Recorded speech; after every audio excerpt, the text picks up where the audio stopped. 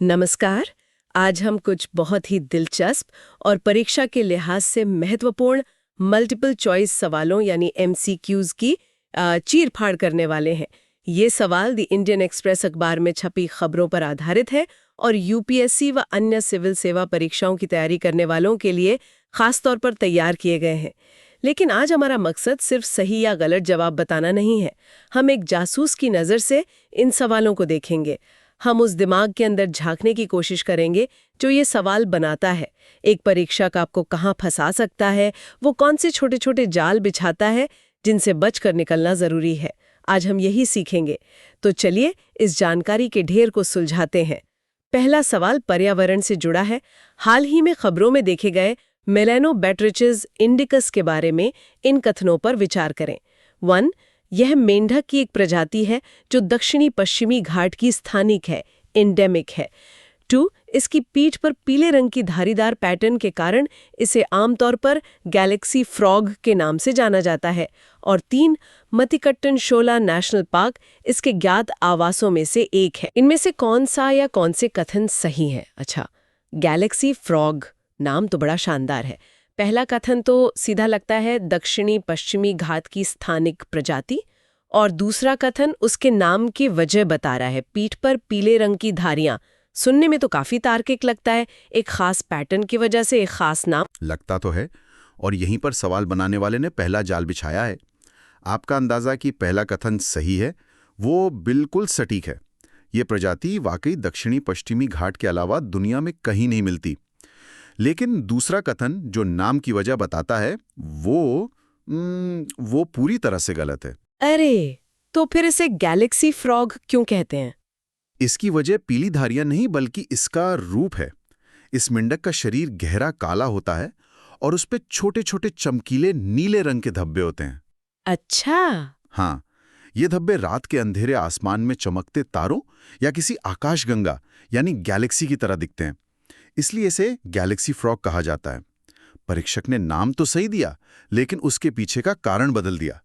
ये एक classic trap है। वाह, मतलब विवरण इतना छोटा सा, धब्बों का रंग पीले से नीला कर दिया और पूरा कथन ही गलत हो गया। ये तो बहुत ध्यान देने वाली बात है। और तीसरे कथन का क्या? मथिकट्टन शोला नेशनल पार्क। तीसरा कथन बिल्कुल सही है। हाल की रिसर्च में मथिकट्टन शोला नेशनल पार्क को इसके एक महत्वपूर्ण घर के रूप में पहचाना गया है। तो हमारे पास पहला कथन सही है, दूसरा गलत और तीसरा सही। इस हिसाब से सही उत्तर हुआ सी, यानी केवल 1 और 3। तो यहाँ हमने पहला सबक सीखा। सिर्फ नाम याद रखना काफी नहीं है, उस नाम के पीछे की कहानी या वजह भी पता होनी चाहिए। चलिए अब देखते हैं कि इतिहास में परीक्षक कैसे जाल बिछाता है। तो हमने देखा कि कैसे प्रकृति में एक छोटा सा विवरण जैसे नीले धब्बे कितना महत्वपूर्ण हो सकता है। इतिहास में भी अक्सर ऐसी ही छोटी छोटी जानकारियां, जैसे किसी जगह की सही लोकेशन, पूरी कहानी को बदल देती है। हमारा अगला सवाल कुछ ऐसा ही है, पिपरा हवा के अवशेषों के बारे में। कथन है, 1.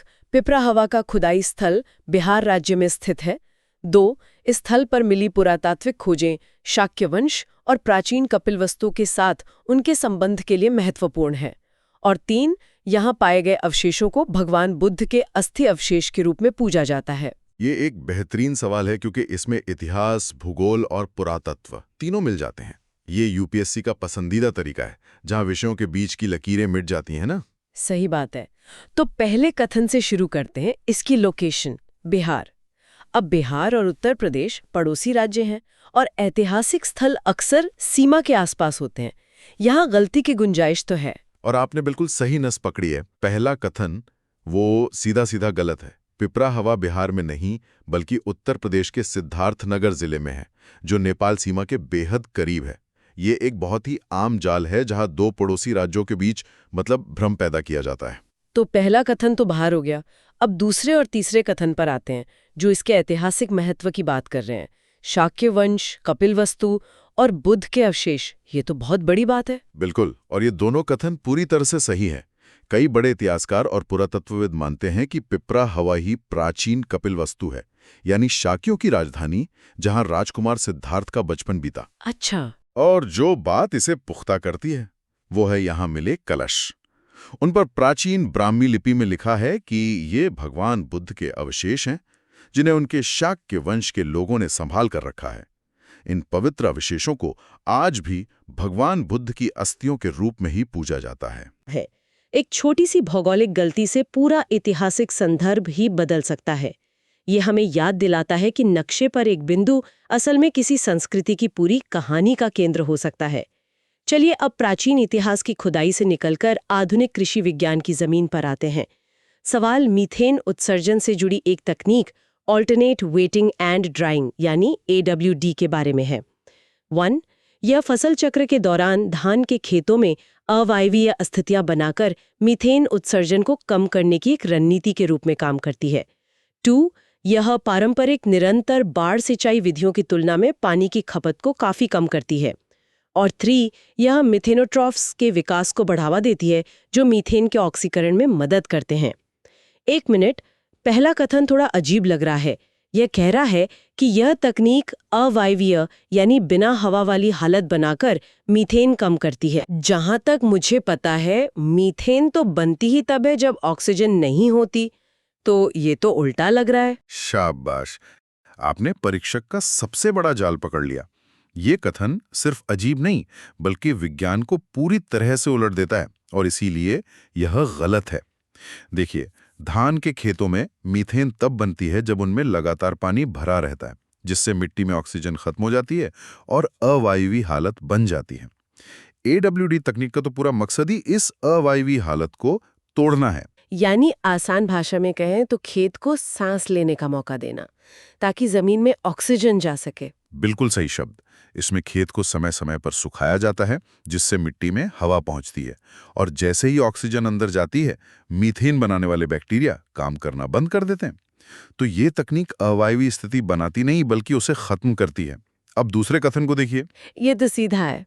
अगर खेत को बीच बीच में सुखा रहे हैं तो जाहिर है पानी कम लगेगा, तो दूसरा कथन सही होना चाहिए। एकदम सही। इस विधि से 30% तक पानी की बचत हो सकती है, जो बहुत बड़ी बात है।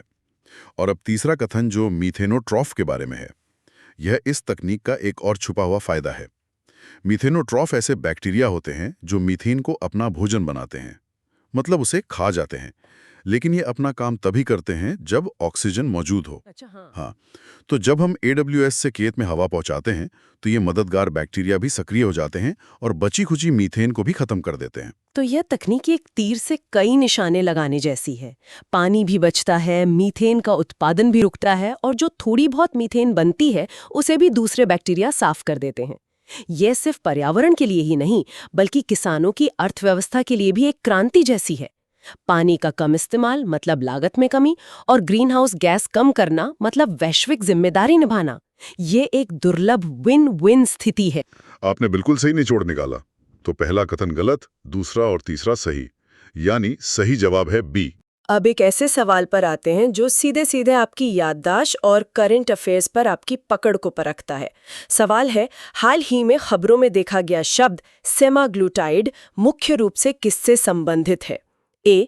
सर्वाइकल कैंसर के लिए एक नया वैक्सीन प्लेटफॉर्म। B. वजन घटाने और मधुमेह के लिए इस्तेमाल की जाने वाली GLP-1 हार्मोन की नकल करने वाली दवाओं का एक वर्ग। C. पराली जलाने से रोकने के लिए इस्तेमाल किया जाने वाला एक बायोएंजाइम।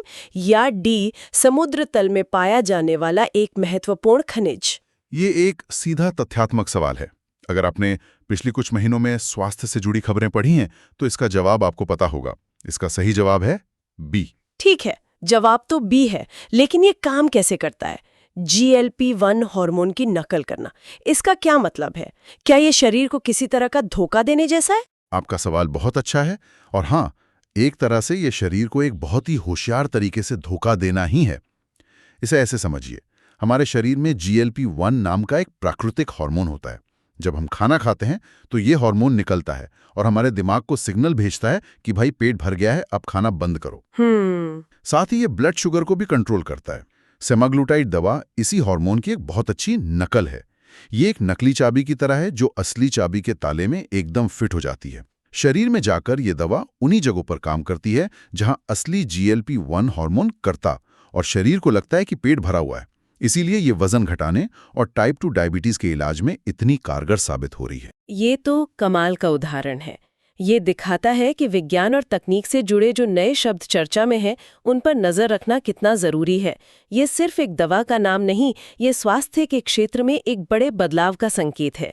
और अब हमारा आखिरी सवाल, जो भारतीय राज्य व्यवस्था की पेचीदगियों से जुड़ा है।